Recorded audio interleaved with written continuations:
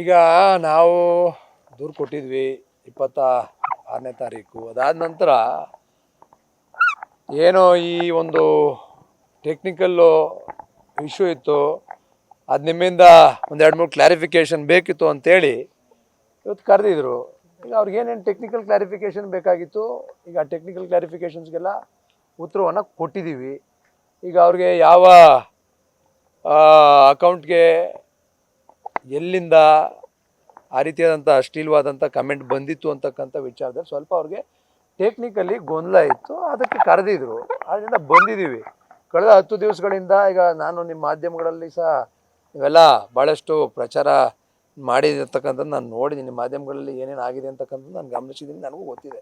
ಆದ್ದರಿಂದ ನಾನು ಹೇಳ್ತಕ್ಕಂಥದ್ದು ಇಷ್ಟೇ, ಒಂದು ಮಹಿಳೆಗೆ ಇವತ್ತು ನನ್ನ ಧರ್ಮಪತ್ನಿ ಇರ್ಬೋದು, ಯಾರಿಗೂ ಸಹ ಈ ರೀತಿಯಾದಂಥ ಅಶ್ಲೀಲವಾಗಿ ಕಮೆಂಟ್ ಆಗ್ತಕ್ಕಂಥದ್ದು, ಅಗೌರವದಿಂದ ನಡ್ಕೊಳ್ತಕ್ಕಂಥದ್ದು ಮಾಡಬಾರ್ದು ಅಂತಕ್ಕಂಥ ಉದ್ದೇಶವನ್ನು ಇಟ್ಕೊಂಡು ನಾವು ಈ ಕಂಪ್ಲೇಂಟನ್ನು ನಮ್ಮ ಪತ್ನಿಯವ್ರು ಕೊಟ್ಟಿದ್ದಾರೆ. ನಾನು ಒಂದು ಮಹಿಳೆಯಾಗಿ ಬೇರೆಯವ್ರ ಮಹಿಳೆಯರಿಗೂ ಈ ರೀತಿಯಾದಂಥ ಯಾವುದೇ ರೀತಿಯಾದಂಥ ಅಪಚಾರಗಳು ಮುಂದಿನ ದಿವಸಗಳಲ್ಲಿ ಆಗಬಾರ್ದು ಅಂತೇಳಿ ದೂರನ್ನು ದಾಖಲಿಸಿದ್ದಾರೆ.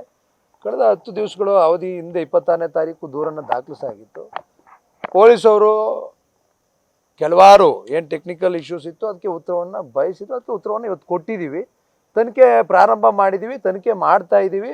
ಆ ವ್ಯಕ್ತಿಯನ್ನು ಕಂಡುಹಿಡಿದು ಇನ್ನೊಂದು 2-3 ದಿವಸದಲ್ಲಿ ನಾವು ನಿಮಗೆ ಅದನ್ನ ಓದಿಸ್ಕೊಡ್ತೀವಿ ಅಂತಕ್ಕಂಥ ಉತ್ತರವನ್ನು ಈಗ ಕೊಟ್ಟಿದ್ದಾರೆ. ವಿಳಂಬ ನಾನು ಕೇಳಿದೆ, ಯಾವ ರೀತಿಯಾಗಿ ಯಾಕೆ ಇಷ್ಟೊಂದು ವಿಳಂಬ ಆಯಿತು ಅಂತ.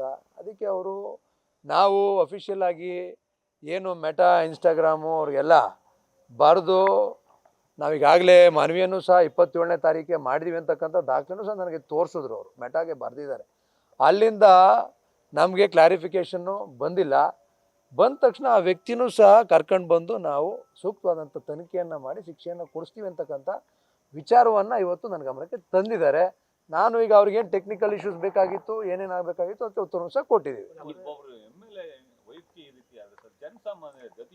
ನಾನು ಅದನ್ನೇ ಹೇಳ್ತಾ ಇರ್ತಕ್ಕಂಥದ್ದು, ನಾನೊಬ್ಬ ಜನಪ್ರತಿನಿಧಿ. ಬಹುಶಃ ಇವತ್ತು ಯಾವುದೇ ಒಬ್ಬ ಮಹಿಳೆಗೆ ಈ ರೀತಿಯಾದಂಥ ಘಟನೆಗಳು ಆಗಬಾರ್ದು.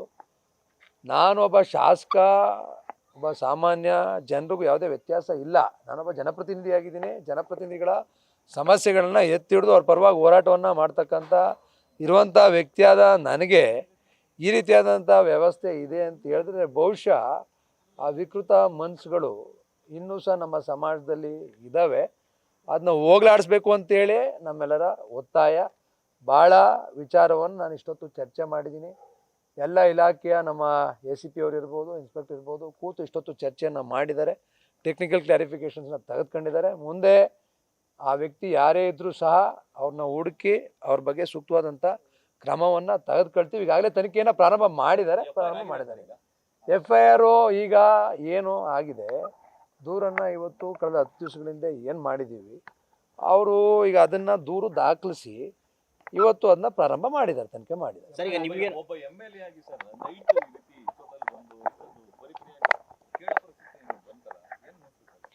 ಬಹುಶಃ ನಾನು ಹೇಳ್ತಕ್ಕಂಥದ್ದು, ನಾನೊಬ್ಬ MLA ಆಗಿ ನನಗೆ ಈ ಪರಿಸ್ಥಿತಿ ಬಂದಿದೆ ಅನ್ನೋದಕ್ಕಿಂತ ಹೆಚ್ಚಾಗಿ ನಾನು ಹೇಳ್ತಕ್ಕಂಥದ್ದು, ಯಾವುದೇ ಒಬ್ಬ ಸಾಮಾನ್ಯ ಪ್ರಜೆಗೆ, ಸಾರ್ವಜನಿಕನಿಗೂ ಸಹ ಈ ರೀತಿಯಾದಂಥ ವ್ಯವಸ್ಥೆ ಆಗಕೂಡ್ದು ಅಂತಕ್ಕಂಥದ್ದು ನನ್ನ ಒತ್ತಾಯ.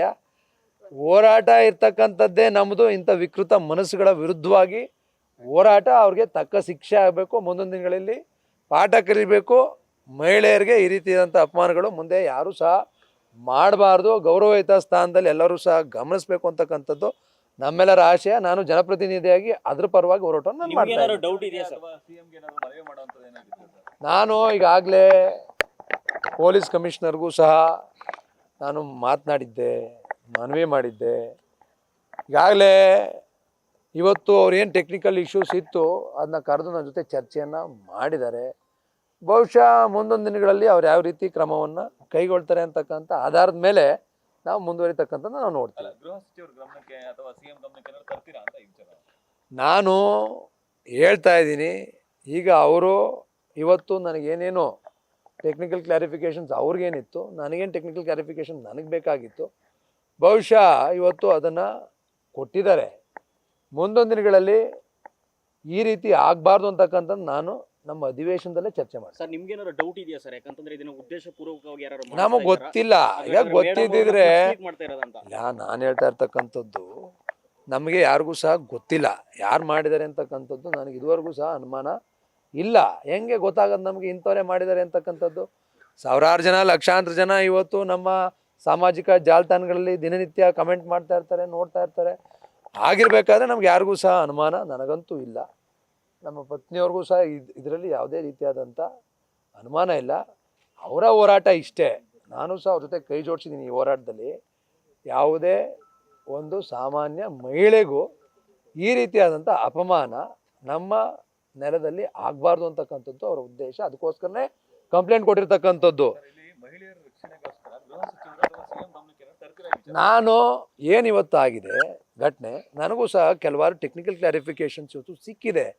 ಏನು ನಮ್ಮ ವ್ಯವಸ್ಥೆ ಒಳಗಡೆ ಲೂಪ್ ಹೋಲ್ಸ್ ಇದೆ ಅದನ್ನ ನಾನು ಮುಂದಿನ ಅಧಿವೇಶನದಲ್ಲಿ ಇದನ್ನು ಸಬ್ಜೆಕ್ಟ್ ಇಟ್ಕೊಂಡು ನಾನು ಚರ್ಚೆ ಮಾಡ್ತೀನಿ. ಮುಂದೆ 10 ಬಾರಿ ಯೋಚನೆ ಮಾಡಬೇಕು. ಯಾರಾದರೂ ಒಂದು ಮಹಿಳೆಗೆ ಅವಹೇಳನಕಾರಿಯಾಗಿ ಅವಾಚ್ಯ ಶಬ್ದಗಳಿಂದ ನಿಂದಿಸ್ತಕ್ಕಂಥದ್ದನ್ನ ಮಾಡಬೇಕಾದ್ರೆ ಒಬ್ಬ ವ್ಯಕ್ತಿ 10 ಬಾರಿ ಯೋಚನೆ ಮಾಡಬೇಕು. ಆ ರೀತಿಯಾದಂಥ ಶಿಕ್ಷೆಯನ್ನು ಕೊಡಬೇಕು ಅಂತಕ್ಕಂಥ ವಿಚಾರವನ್ನು ನಾನು ಬರ್ತಕ್ಕಂಥ ಅಧಿವೇಶನದಲ್ಲಿ ಚರ್ಚೆ ಮಾಡ್ತೀನಿ. ಈಗ ನೀವು ಹೊರಗಡೆ ಹೋದಂಥ ಸಂದರ್ಭದಲ್ಲಿ ಅವ್ರ ಕ್ಷೇತ್ರದಲ್ಲಿ ಹೆಚ್ಚಾಗಿ ಕಾಣಿಸ್ಕೊತಾರೆ, ಅವ್ರ ಆತ್ಮಸ್ಥೈರ್ಯ ಕುಗ್ಗಿಸೋಕೆ ನಾನು ಹೇಳ್ತಾ ಇರ್ತಕ್ಕಂಥದ್ದು ಇಲ್ಲಿ ರಾಜಕೀಯ ವಿಚಾರ ಒಂದು ಕಡೆ.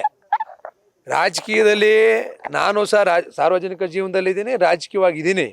ನನಗೂ ಸಹ ಪ್ರತಿನಿತ್ಯ ಬೇರೆ ರೀತಿಯಾದಂಥ ಕಮೆಂಟ್ಗಳನ್ನ ಹಾಕ್ತಾರೆ. ಆದರೆ ಅದು ಏನೋ ಒಂದು ಸ್ಪರ್ಧಾತ್ಮಕವಾಗಿ ಆಗ್ತಕ್ಕಂಥ ಕಮೆಂಟ್ಗಳಿರ್ತವೆ. ಹೆಲ್ತಿ ಕಾನ್ವರ್ಸೇಷನ್ಸು, ಹೆಲ್ತಿ ಕಮೆಂಟ್ ಇರಬೇಕು. ಅದು ಬಿಟ್ಟು ವೈಯಕ್ತಿಕವಾಗಿ ಟಾರ್ಗೆಟ್ ಮಾಡ್ತಕ್ಕಂಥದ್ದು ನನಗೆಲ್ಲೋ ಇದು ಬಹುಶಃ ಇದು ರಾಜಕೀಯ ಒಂದು ಕಡೆ ಆದರೆ ವೈಯಕ್ತಿಕವಾಗಿ ಟಾರ್ಗೆಟ್ ಮಾಡ್ತಕ್ಕಂಥ ಕೆಲಸಗಳು ಆಗಬಾರ್ದು. ಅಲ್ಲ, ಕ್ಷೇತ್ರ ಬಹುಶಃ ನನಗೆ ಗೊತ್ತಿಲ್ಲ ಇದು ಯಾರು ಮಾಡಿದ್ದಾರೆ ಅಂತಕ್ಕಂಥ ವ್ಯಕ್ತಿ ಸಿಕ್ಕಿದ ಮೇಲೆ ಅದ್ರ ಮುಂದಿನ ಒಂದು ವಿಚಾರಗಳನ್ನ ನಿಮಗೆ ತಿಳಿಸ್ತೀನಿ. ಆಗ ನಮಗೂ ಸಹ ಗೊತ್ತಾಗುತ್ತೆ ಇದು ಯಾರು ಮಾಡಿದ್ದಾರೆ, ಇದ್ರ ಹಿಂದಿನ ಉದ್ದೇಶ ಏನು ಅಂತಕ್ಕಂಥದ್ದು ಬಹುಶಃ ಆಗ ಮಾಧ್ಯಮಗಳ ಮುಂದೆ ಬಂದು ನಾನು ನಿಮ್ಗೆ ತಿಳಿಸ್ತೀನಿ.